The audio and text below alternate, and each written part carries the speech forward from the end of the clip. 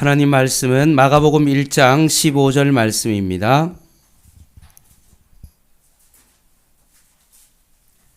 마가복음 1장 15절 말씀 한 절밖에 안 되니까 우리 같이 한 목소리로 합독해서 읽겠습니다. 마가복음 1장 15절 말씀 시작. 이르시되 때가 찼고 하나님의 나라가 가까이 왔으니 회개하고 복음을 믿으라 하시더라. 아멘. 예수님께서 처음으로 복음 사역을 하시면서 내뱉은 말이 바로 이 말씀입니다. 때가 차매 하나님의 나라가 가까이 왔으니 회개하라. 이것이 바로 복음입니다. 예수님께서 처음 복음을 선포하셨던 그 말씀이 바로 하나님의 나라이죠.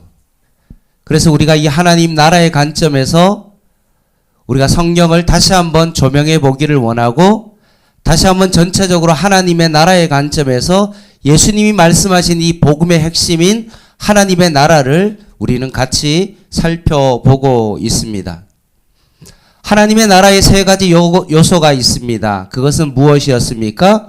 백성, 땅, 주권. 이 세 가지가 바로 하나님 나라의 세 가지 요소라고 말씀했습니다. 하나님께서 아담과 하와에게 땅을 주셨죠. 에덴 동산을 주셨죠. 하나님의 백성인 아담에게 에덴 동산이란 땅을 주셨고 거기에서 하나님의 명령하신 그 말씀대로 생육하고 번성하고 땅에 충만하는 그런 말씀을 주셨습니다. 하나님의 주권과 통치 가운데 있었다는 말씀이죠. 이게 바로 창세기 1장 2장에 나오는 하나님 나라의 모습입니다. 그런데 아담과 하와가 범죄함으로 말미암아 하나님의 주권과 통치가 깨어졌고 선악과를 먹는 것이 뭐라고 말씀했습니까? 말씀에 내면하라고 말했죠. 선악과를 먹으면 죽는다라고 말했는데 마귀의 유혹으로 말미암아 너가 하나님처럼 된다, 죽을까 하노라 하면서 그 말씀을 변개하고 결국 그 말씀을 내가 먹음으로 말미암아 내 생각과 내 뜻대로 그것을 행함으로 말미암아 하나님의 주권과 통치가 결국 상실해 버린 것입니다. 그래서 에덴 동산에서 떠날 수밖에 없는, 쫓겨날 수밖에 없는, 죄 가운데 살 수밖에 없는 인간의 모습을 보게 되어집니다. 그럼에도 불구하고 그 제약된 인간을 하나님께서 그냥 두시지 아니하고 창세기 12장에 보면 하나님께서 어떻게 하셨습니까?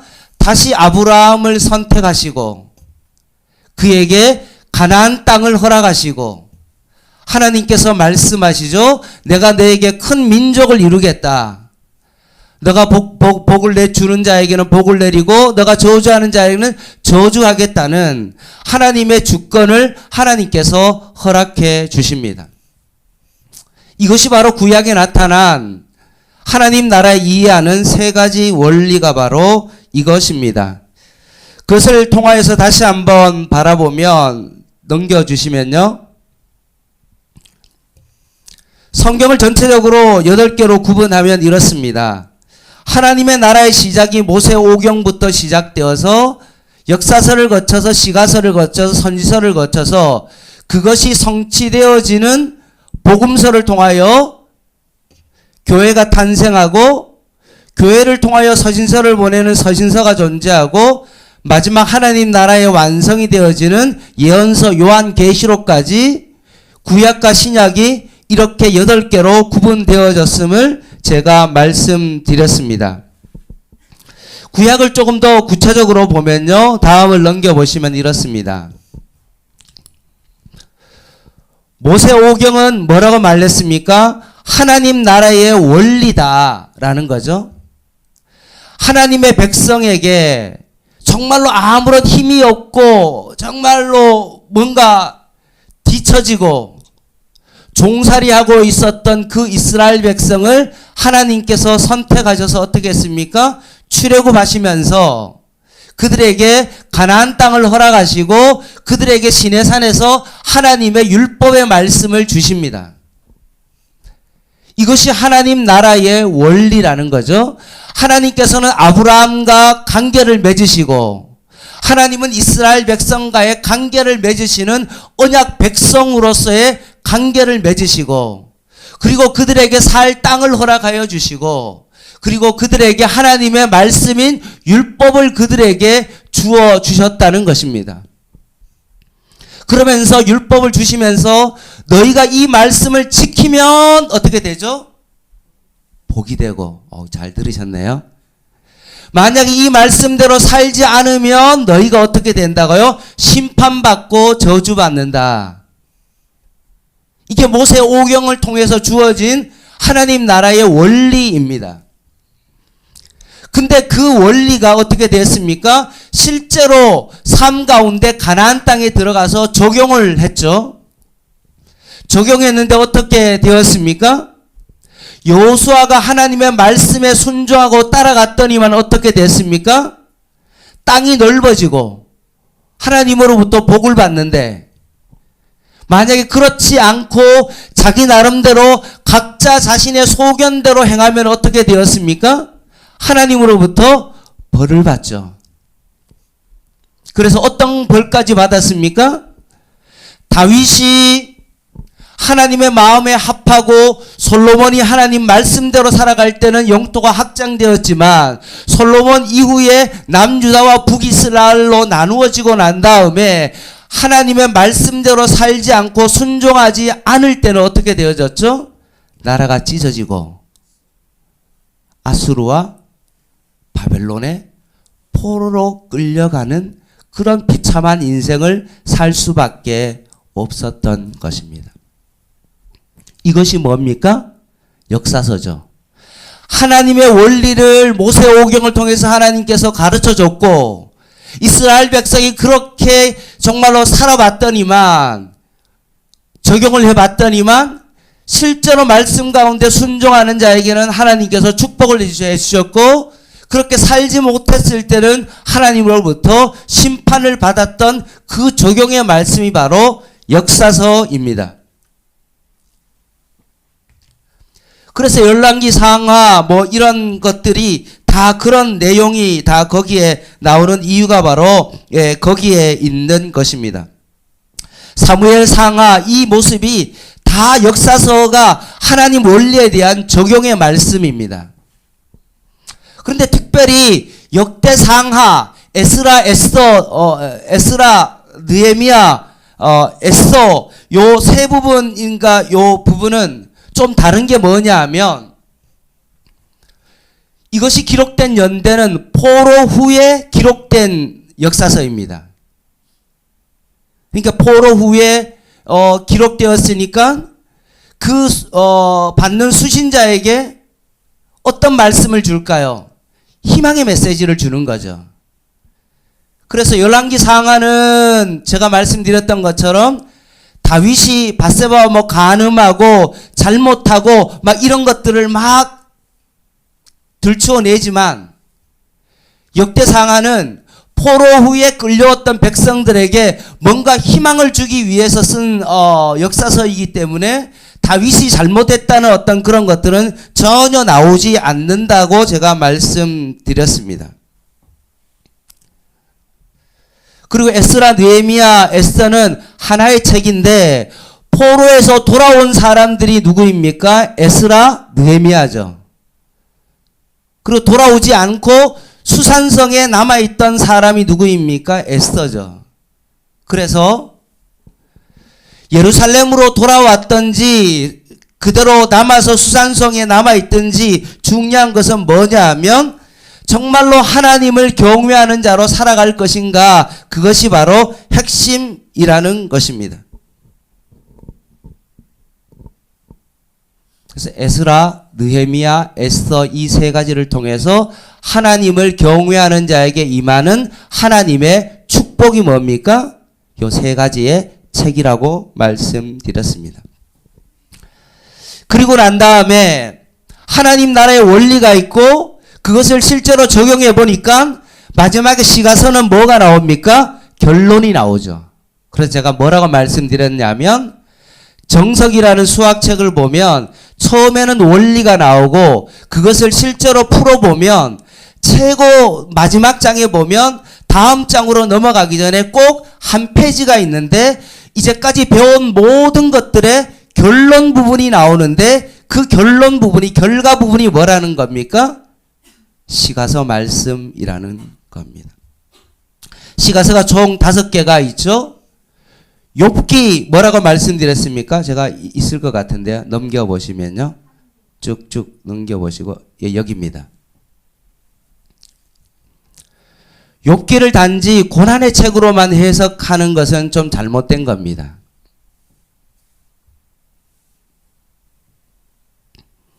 사실은 우리는 하나님의 일을 다 알 수 없다는 겁니다. 지혜의 첫 부분이 바로 욥기인데 욥기는 뭐냐 하면 자신의 한계를 경험할 때 하나님께 돌아온다는 것입니다. 자신의 무능함을 깨달을 때, 나의 연약함을 깨달을 때 결국 하나님 앞으로 나아간다는 사실입니다. 그래서 욥기를 통하여서 욥기가 처음에는 여러 친구들과의 어떤 대화를 통해서 뭔가 자신의 변론을 다 펼치지만 마지막 뒷부분에 가서 욥이 깨달은 게 뭡니까? 정말로 내가 하나님을 눈으로 귀로 직접 들었을 때 욥이 어떤 걸 깨달았습니까? 진짜 자신의 한계를 깨달았죠. 자신의 무능함을 깨달았던 것입니다. 그러므로 말미암아 하나님께서 욥에게 2배의 축복을 하나님께서 허락하신 것입니다. 그래서 욥기는 고난 가운데 어떻게 견디느냐 그것이 아니라 우리의 인생 가운데 자신의 연약함이 드러날 때마다 하나님을 만날 수 있는 기회가 더 늘어난다는 거죠. 오히려 내가 연약함을 인정할 때 진정한 지혜가 하나님으로부터 온다는 말씀입니다. 내가 지혜롭지 못하다는 것을 깨닫는 것이 지혜의 시작이다. 이게 인생의 첫 번째 결론이 바로 욥기입니다.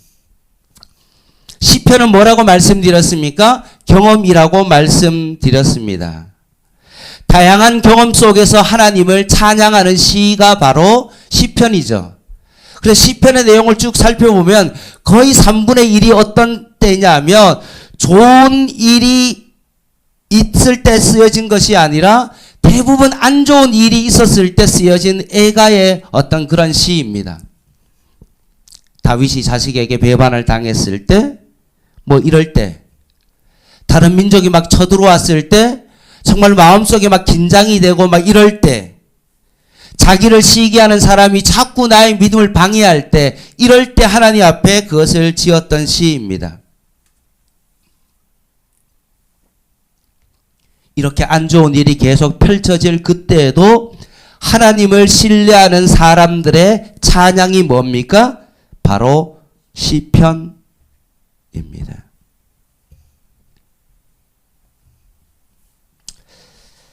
그것이 바로 시편의 핵심인 바로 경험입니다. 잠언은 뭡니까? 지혜를 실제적으로 격언해주는 어떤 그런 말씀입니다. 하나님을 경외하는 것이 지혜의 근본이다 라고 말씀합니다. 어떤 일을 쉽게 하고 편하게 할 수 있는 것도 지혜고 회사의 업무를 효율적으로 하는 것도 지혜고 인간의 처세술도 지혜이지만 기본적으로 지혜는 뭐냐? 하나님을 경외하는 것이 바로 지혜의 근본이다 라고 말씀합니다. 그래서 이 이야기를 꼭 드리고 싶습니다.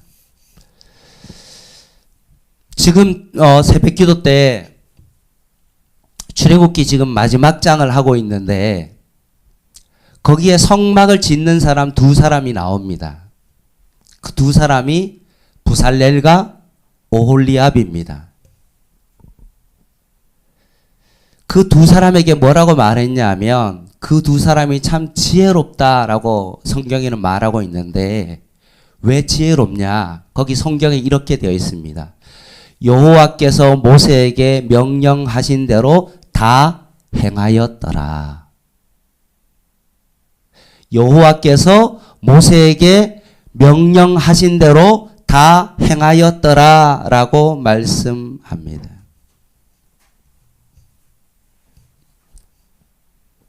진정한 지혜는 뭡니까? 하나님을 경외하는 그 마음을 가지고 내가 능력이 있건 능력이 있지 않던 간에 관계없이 내가 하나님이 말씀하신 그대로 준행하고 순종하며 살아가는 것이 무엇이라고요? 지혜의 근본이라는 것입니다. 잠언이 이것을 가르쳐 주고 있는 것입니다. 다윗이 도망자 신세를 지고 있었을 때 저 같으면 어떻게 하든지 사울을 빨리 죽이면 내 도망자 신세를 면할 것이다 라고 생각할 텐데 다윗이 사울을 죽일 수 있는 어떤 그런 환경과 여건이 있었음에도 불구하고 사울을 살려줍니다. 이유는 뭡니까? 그 왕을 하나님께서 세우셨기 때문에 그렇습니다. 하나님을 경외하는 마음이 있었기 때문에 사울을 살려줍니다. 어떻게 됐을까요? 결국 하나님께서 사울을 해결해 주셨죠. 그리고 아둘람 공동체를 구성하게 되었는데 거기에 모인 구성원들이 대부분 어떤 사람입니까? 도망자고 공경에 빠진 자고 뭔가 정말로 어려운 환경 가운데 있는 어떤 그런 사람이었습니다.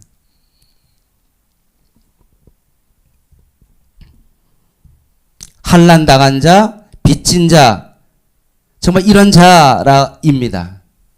그런데도 불구하고 하나님께서 붙여준 그 사람들을 함께 공동체 생활하면서 끝까지 하나님의 말씀 가운데 순종했을 때 어떤 일이 벌어졌습니까?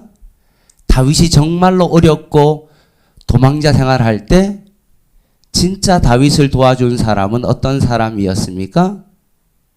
오히려 아둘람 공동체 사람들이 오히려 다윗을 도와주었던 것입니다. 이것이 바로 지혜라는 거죠.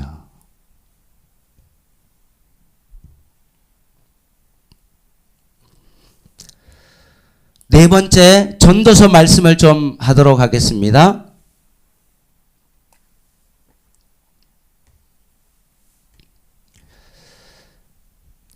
전도서는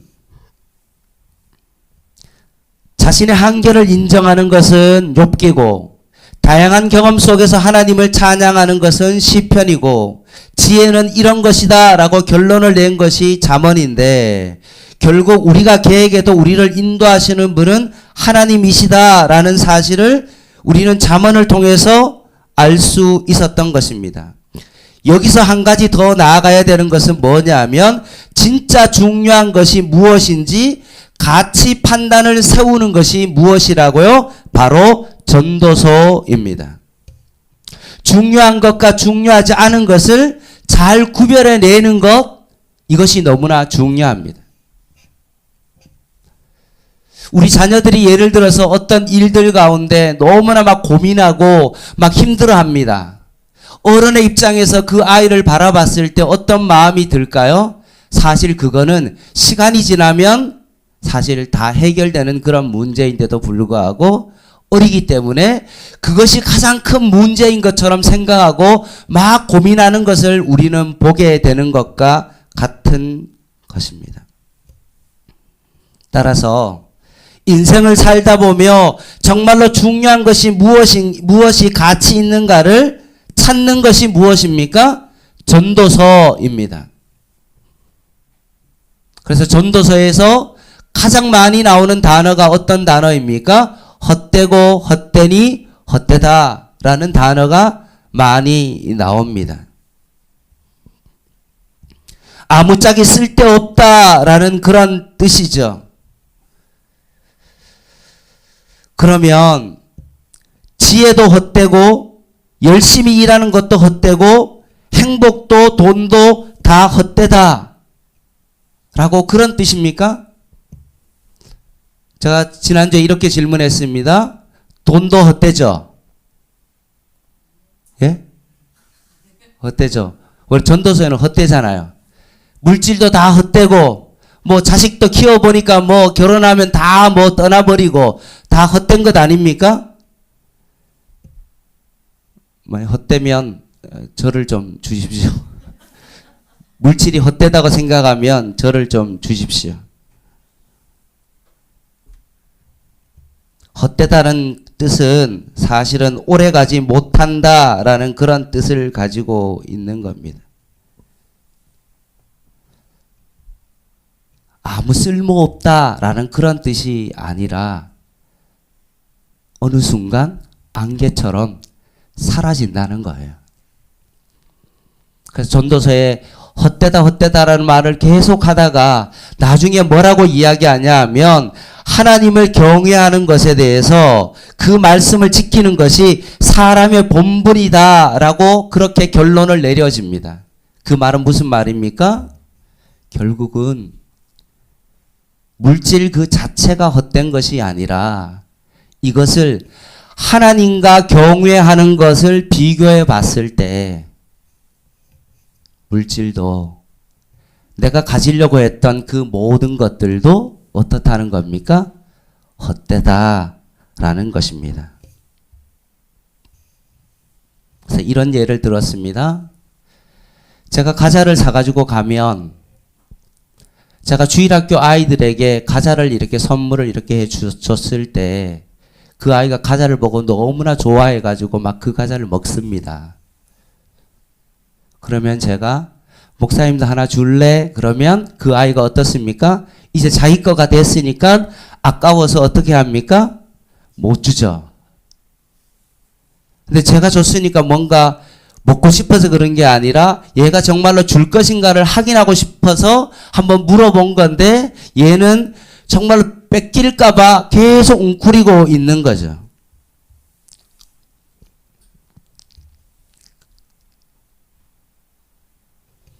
먹는 것에 내 시선이 빼앗기고 뭐가 중요한지를 모르는 거죠.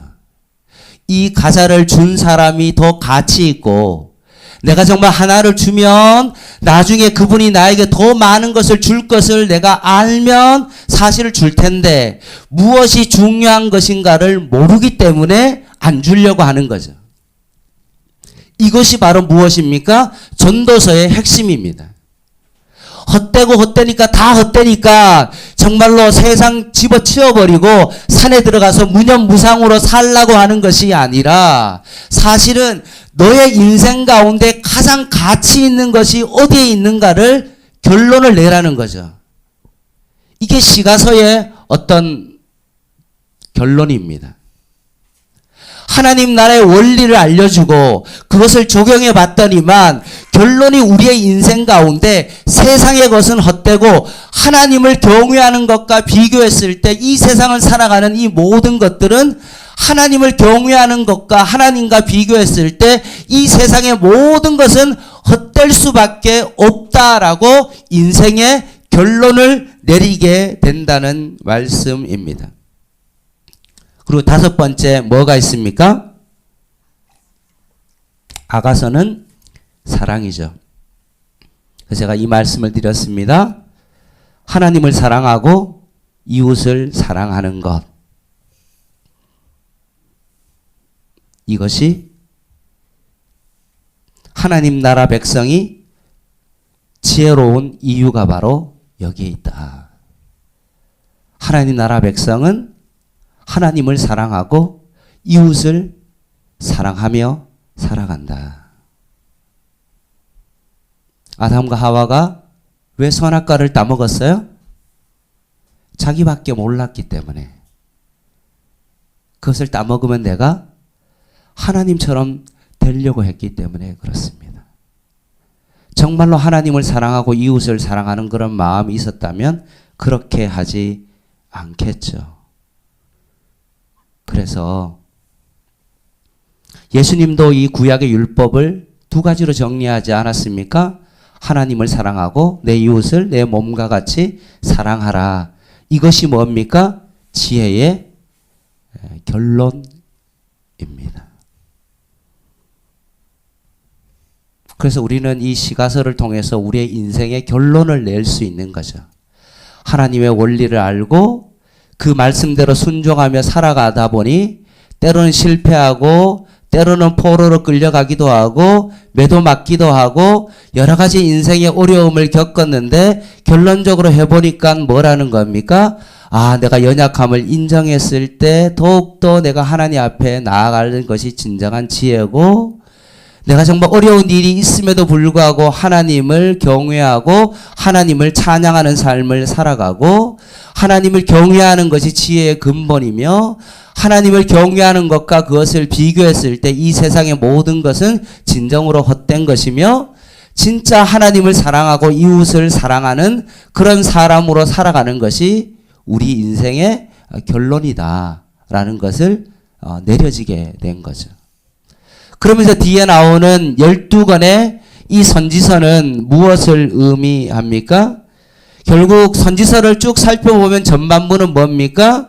하나님의 죄에 대한 심판과 경고가 나오고요. 그리고 뒷부분 보면 회복의 소망과 새 언약의 약속들이 나옵니다. 그리고 전반부는 심판이고 다시 일으킬 소망에 대한 약속 부분이 전반부와 후반부로 계속 나눠집니다. 그것이 유다 땅에서 일어나느냐, 아니면 북이스라엘에 대한 내용이냐, 아니면 그것이 열방에 대한 내용이냐에 따라서 그것이 바로 12권의 그 소선지서와 그리고 선지서들의 어떤 책들을 통해서 그것이 드러난다라고 그렇게 보시면 되겠습니다. 자, 이제 신약으로 좀 넘어가서요. 이제까지 구약의 예언이 있었죠. 하나님 나라의 원리의 시작과 여러 가지들이 있었습니다. 그런데 이 구약의 예언, 하나님의 나라가 우리가 마가복음 1장 15절을 읽었던 것처럼 결국 구약에 예언된 메시아가 어떻게 됐습니까? 신약에 들어옴으로 말미암아 그것이 성취되었습니다. 어떻게 성취되었습니까? 우리가 아는 것처럼 예수 그리스도께서 죽으시고 살아나는 것으로 성취되었다라고 그렇게 여러분 생각하지만 거기에 끝난 것이 아니라 실제로 어떻습니까? 죽었다가 살아나실 뿐만 아니라 예수님께서 어떻게 하셨죠? 승천하시고 하나님 나라 우편에 앉아서 이 땅을 통치하시고 그 뒤가 있어야 되는데 그 뒤가 뭡니까? 교회를 통해서 하나님의 나라를 이루어 가신다까지를 봐야 되는 것이 바로 신약 부분입니다. 정리하면 이렇습니다. 예수님께서 이 땅에서 이루신 사건이 십자가에 죽으시고 부활하셔서 성령이 강림하여 교회가 생기고 세상의 곳곳에 생기면서 편지를 보내게 되고 교회에 대한 여러 가지 문제를 서신서를 통해서 해결하고 바른 신앙에 대한 것을 말씀하시면서 미래에 있을 최종적인 편지가 바로 요한계시록의 말씀입니다. 따라서 이것이 로마에서 이스라엘 교회의 상황이기도 하지만 지금 현재 교회와 미래 교회에 적용되는 그런 말씀입니다. 그래서 우리가 이런 생각을 한번 해봐야 됩니다. 과연 하나님의 나라를 이루는 것은 무엇일까?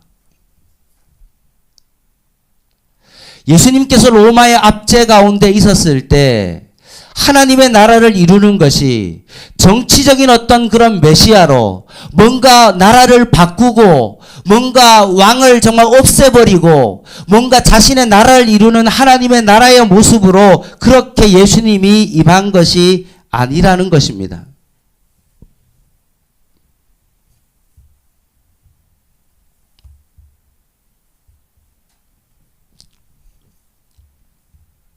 제자들이 하나님의 나라가 언제 옵니까? 라고 물어봤을 때 내가 이 나라를 전복하고 내가 왕이 되어서 세상을 싹 바꿀 것이다 라고 그렇게 말씀하지 않으셨어요. 뭐라고 말씀하셨습니까? 예수님은 이렇게 말씀했습니다. 내가 내 교회를 세우리니 약속하신 성령을 기다리라.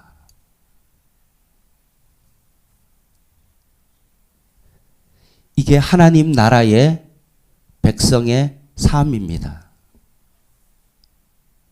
교회가 막 정치적으로 사회를 막 변화시키고 뭔가 사회운동을 함으로 말미암아 이 나라의 어떤 부조리와 이런 것들에 대해서 교회가 직접 나서서 뭔가 하나님의 나라를 바꿔보려고 사회 구조를 바뀌는 것이 아니라 예수님이 말씀했던 것처럼 내가 교회를 통해서 교회를 세울 텐데 이 교회를 통해서 그 하나님 나라의 백성의 구성원들이 하나님의 나라를 이루면서 살아갈 것이다 라고 그렇게 말씀하셨습니다.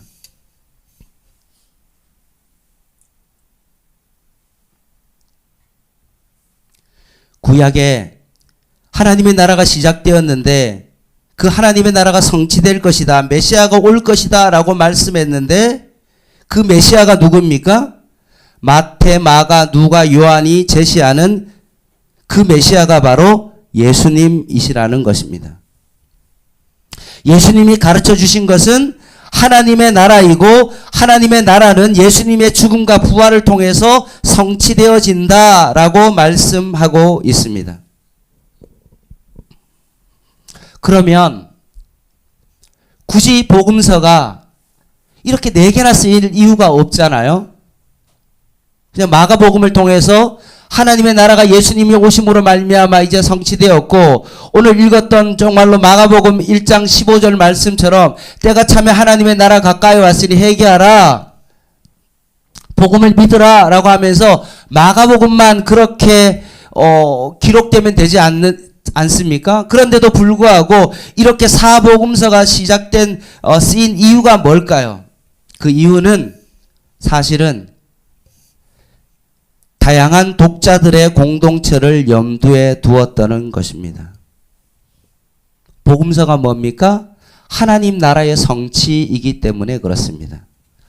구약은 하나님의 나라의 시작이고 하나님 나라의 발전 과정이고 하나님 나라 백성의 지혜고 하나님 나라 백성의 실패와 새 언약의 소망이었는데 새 언약을 이루신 분이 이 땅에 오신 분이 하나님 나라의 성취이신 예수님이다. 이게 복음서있는데 이 복음서를 다양한 계층과 민족과 여러 다양한 상황 가운데 이 복음을 전하기 위해서 사복음서가 다양하게 기록되었다는 것입니다. 그래서 마태복음은 어떻습니까? 유대인을 대상으로 쓰여졌고 그 주제가 뭡니까? 유대인의 왕으로 오신 예수님이 바로 마태복음의 주제죠. 그럼 마가복음은요? 마가가 누굽니까? 사도 바울과 전도행 하다가 구브로에서 힘들다고 선교를 멈췄어요. 그래서 나중에 바울이 마가를 난 쟤랑 같이 가고 싶지 않다라고 거절했어요. 그랬을 때 이 마가를 바나바가 데리고 함께 선교를 나갑니다. 그러니 마가는 어떤 사람입니까? 사실 선교사죠. 그리고 이방 땅에 복음을 전한 그런 선교사예요. 그럼 마태는 유대인들을 대상으로 쓰였기 때문에 유대인의 왕의 어떤 모습으로 그 예수님을 메시아를 비춰줬다면 마가는 선교사니까 어떤 관점일까요? 이방인들에게 예수가 메시아라는 사실을 전하기 위한 복음 메시지가 뭡니까? 마가입니다. 그리고 누가복음은 뭐냐 하면 온 세상의 구원자를 지금 말씀하고 있는데 누가복음에 보면 누가가 쓴 수신자가 나와요. 그 수신자가 누구입니까? 데오빌로 각하입니다. 근데 이 데오빌로라는 이 뜻이 뭐냐 하면 하나님을 사랑하는 자입니다. 당시 통치자 가운데 데오빌로라는 그런 사람이 좀 의문이 듭니다. 과연 실제 인물인가 아닌가 잘 알 수가 없습니다. 그런데 고대 책은요, 책을 쓰면 황제에게 바칩니다. 우리가 잘 알고 있는 장깔뱅이 기독교 강요를 썼는데 그 책도 뭐라고 되어 있냐면 서문에 이렇게 되어 있습니다. 프랑스 왕에게 바칩니다 라고 되어 있어요. 프랑스와 1세에게 기독교 강요를 썼어요. 고대는 왕에게 서신을 쓰는 그런 경우가 있습니다. 그렇기 때문에 이 누가복음은 왕에게 바쳤다기보다는 당대 가장 높은 권력자에게 이 내용의 진정성을 인정받으려고 그렇게 썼던 책이 바로 누가복음이었습니다. 온 세상의 구원자를 복음을 통해서 전한 것이죠. 네 번째는 요한복음입니다.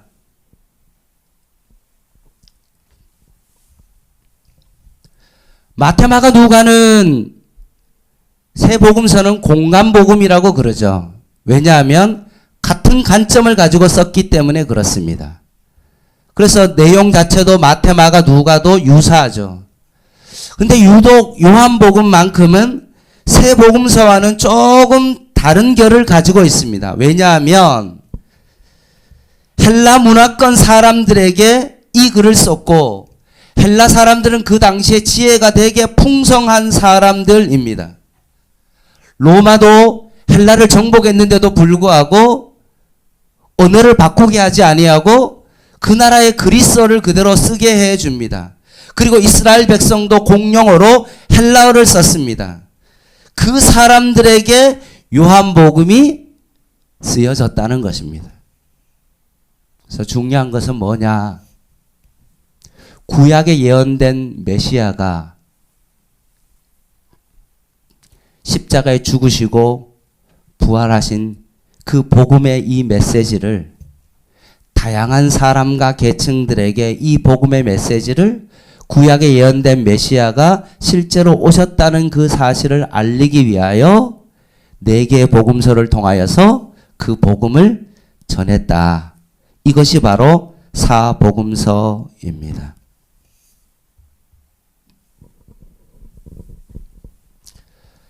대부분의 구약의 사람들은 구약의 메시아를 기다리면서 그분이 오시면 이 모든 것들이 완성되어지고 파국적으로 역사가 끝나고 완성된 하나님의 나라가 올 것이라고 여겼습니다. 그런데 그렇게 되지 아니하고 오히려 예수님께서 너희가 약속한 성령을 기다리라 라고 했습니다. 그래서 마가의 다락방에서 그들이 기다리다 보니까 어떤 일이 벌어집니까?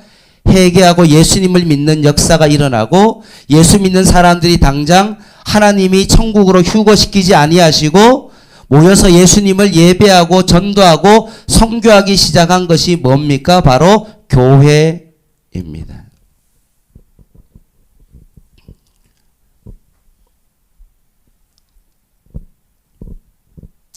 하나님의 나라는 예수님께서 십자가에 죽으시고 승천하심으로 말미암아 예수님의 오심으로 말미암아 하나님의 나라가 완성되어지는 것이 아니라 오히려 교회를 세우시고 교회를 통하여서 하나님의 나라가 이루어질 것을 주님께서 말씀하고 있습니다.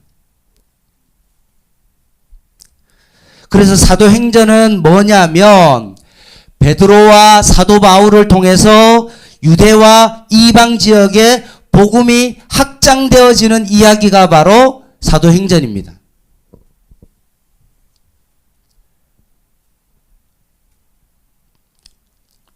교회가 탄생되어지고 이 교회가 탄생됨으로 말미암아 베드로와 사도 바울을 통해서 복음이 계속적으로 유대와 이방 지역으로 확장되는 이야기가 바로 사도행전입니다.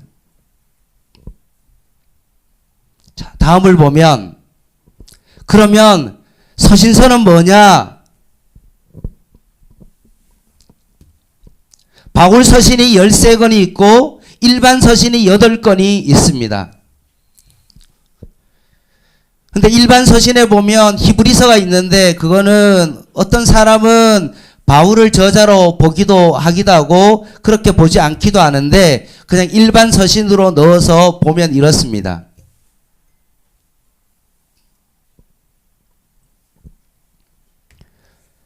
따라서 히브리서는 뭐냐 하면 히브리 그리스도인 혹은 지역교회에 보낸 혈압용 서신입니다. 그러니까 편지를 보내면 한 지역에만 보내는 것이 아니라 그 지역에 있는 모든 어떤 지역교회가 함께 돌려 읽을 수 있도록 한 것이 바로 서신서입니다. 그래서 히브리서의 내용이 좀 어렵지만 이런 겁니다. 성전 시대 가운데 제사제도 속에 예표된 어린 양의 실체이신 예수님께서 영원한 대제사장으로 이 땅 가운데 오셨다. 구약의 그림자가 실제로 이 땅 가운데 실체이신 예수 그리스도가 오셨다. 예수님께서 더 좋은 소망과 더 좋은 약속을 우리에게 주셨기에 묵은 것이 아닌 새 것으로 하나님께 나아가 예배해야 된다라고 말하는 것이 바로 히브리서입니다. 따라서 베드로와 사도 바울을 통해서 교회가 탄생했는데 교회가 탄생하다 보니까 이 한 지역에 오랫동안 머물러 있지 않고 사도 바울 같은 경우는 1차, 2차, 3차 전도 여행을 다니다 보니까 교회 사역자가 없는 경우도 있고 뭔가 사역자를 세우는 경우도 있지만 이러다 보니까 교회에 어떤 일이 벌어집니까? 문제가 발생하게 되어지죠. 교회 안에 음란의 문제가 생기기도 하고 교회 안에 막 파당도 생기기도 하고 여러 가지 이단들이 틈타가지고 교회를 막 희적기도 하고 영주주의가 와서 거짓 선생들이 교회를 그냥 다 휘집어 놔서 영은 선하고 육은 악하니까 정말로 계속 예수 그리스도의 어떤 육신의 오심을 부인하는 그런 이단과 같은 것들이 전 지역의 교회에 막 퍼지자 이것을 바로잡기 위해서 쓴 것이 뭡니까? 바울 서신과 일반 서신입니다.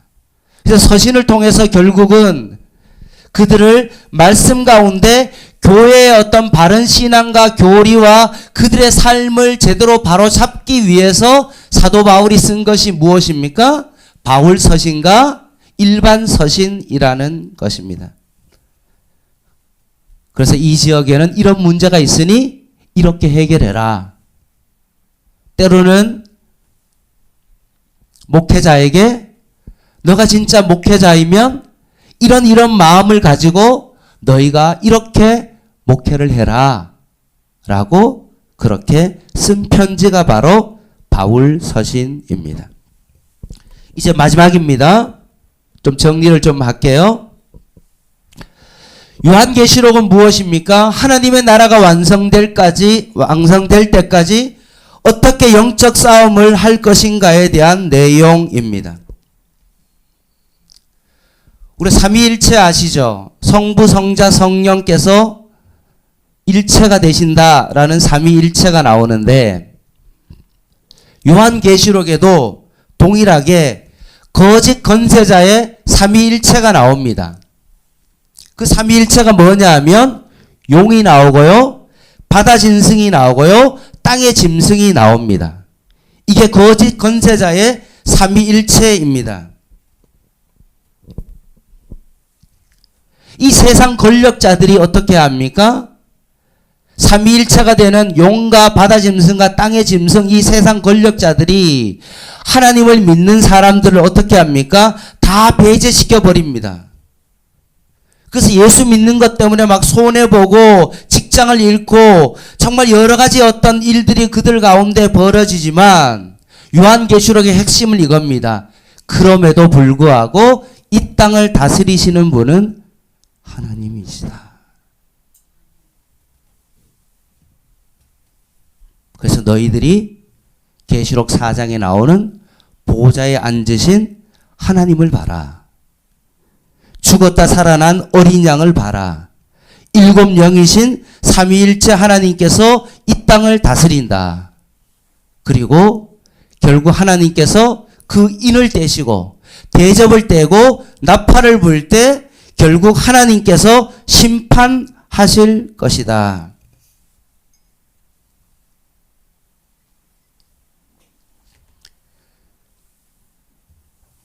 그래서 두 가지로 나오죠. 하나님을 대적하는 사단과 사단에 미혹되어진 많은 권세자들과 하수인이 나오고, 반대로 삼위일체 하나님의 영원한 통치를 믿고 따라가는 14만 4천 명의 상징적인 숫자가 나옵니다. 영적 싸움이 있는 전장이다 라고 말씀하며 계속해서 믿음을 인내로 가지고 가야만이 너희들이 승리한다 라고 말씀하고 있습니다. 말씀을 이제 정리하겠습니다. 이제 배운 것을 좀 정리할게요.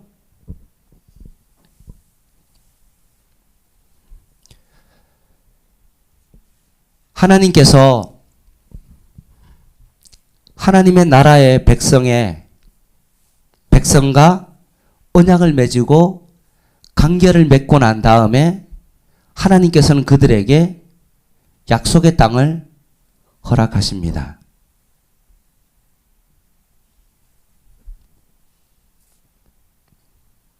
이스라엘 백성을 가나안 땅에 보내셨던 것과 같이 하나님께서는 교회를 탄생시키시고 난 다음에 이 교회를 세상 가운데 하나님께서 우리를 보내십니다.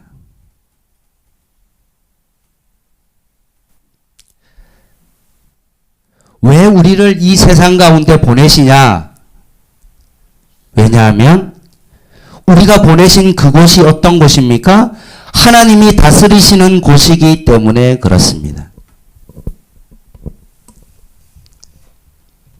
내가 있는 이 가정이, 내가 가 있는 직장이, 내가 다니는 그 학교가 우리를 통하여서 하나님의 나라가 다스리고 통치하는 그런 나라가 되기를 위하여서 하나님께서 이스라엘을 가나안 땅에 보내신 것처럼 우리를 어떻게 했습니까?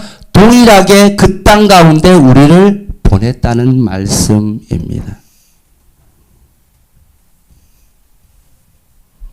그럼 왜 보내냐? 힘들게. 하나님께서 왜 우리를 그 땅으로 보내시는 이유가 뭐냐? 그 이유는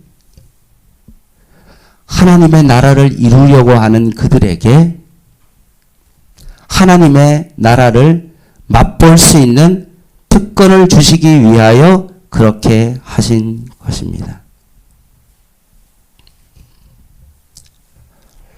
레슬리 류비긴이라는 사람이 이런 말을 했습니다. 교회는 무엇인가라는 그 책을 읽다 보니까 거기에 이런 내용이 있었습니다. 교회는 하나님 나라의 맛보기다 라고 되어 있었습니다. 교회는 하나님 나라의 맛보기다. 하나님의 나라를 100%는 아니지만 하나님의 나라를 적어도 부분적으로 우리의 삶 속에서 교회에서 맛보면서 그 하나님의 나라를 영원히 왕성될 것을 기대하면서 사는 것이 바로 우리의 삶의 모습이 되어야 된다.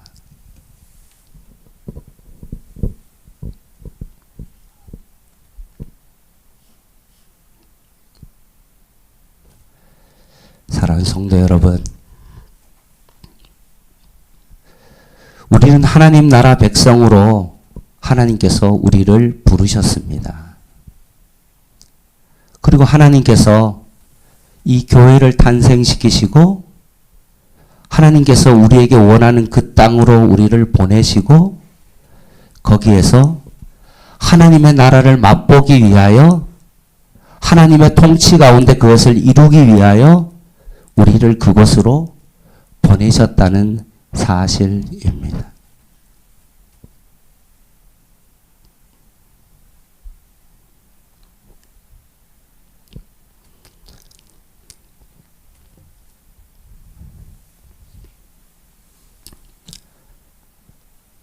그렇게 우리는 하나님의 나라의 관점에서 구약과 신약을 바라보면서 이 교회를 통하여서 하나님께서 이루실 하나님의 나라를 너희들이 정말로 제대로 잘 이해해서 하나님 나라 백성으로 제대로 우리의 삶 가운데 하나님의 나라를 하나님께서 이루시기를 하나님께서 원하십니다.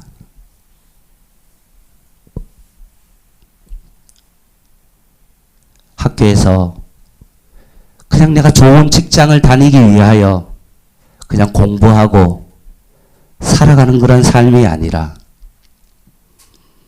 내가 가정에서도 그냥 조금 더 편하고 조금 더 정말 세상적인 것을 얻기 위한 어떤 그런 삶이 아니라 하나님께서 하나님의 통치와 다스림 속에 내가 살아가도록 하나님께서 나를 부르시고 그곳에서 조금이라도 하나님의 나라를 위하여 내가 살아가기를 하나님께서 원하셔서 나를 부르셨다는 사실입니다.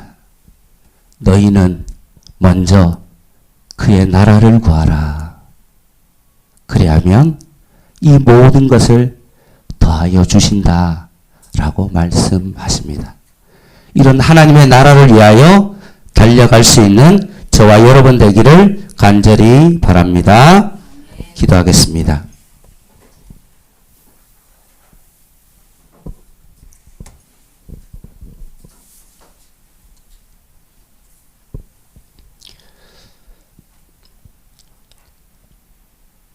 하나님 아버지, 죽고 난 이후에 하나님의 나라의 완성을 바라보며 천국 가는 것이 우리의 소망이 아니라 교회는 하나님의 나라의 맛보기다 라고 말씀하셨던 것처럼 오늘 우리의 삶의 현장 속에 하나님의 나라가 임하는 저희들의 삶이 되게 하여 주시옵소서.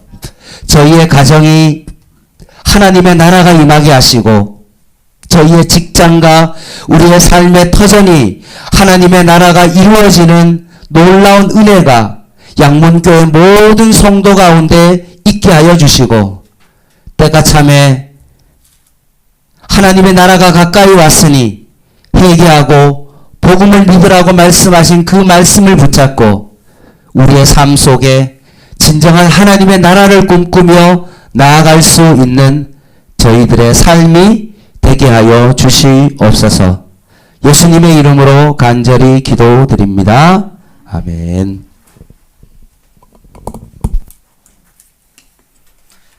함께 찬양하도록 하겠습니다. 주의 나라가 임할 때 함께 찬양하겠습니다.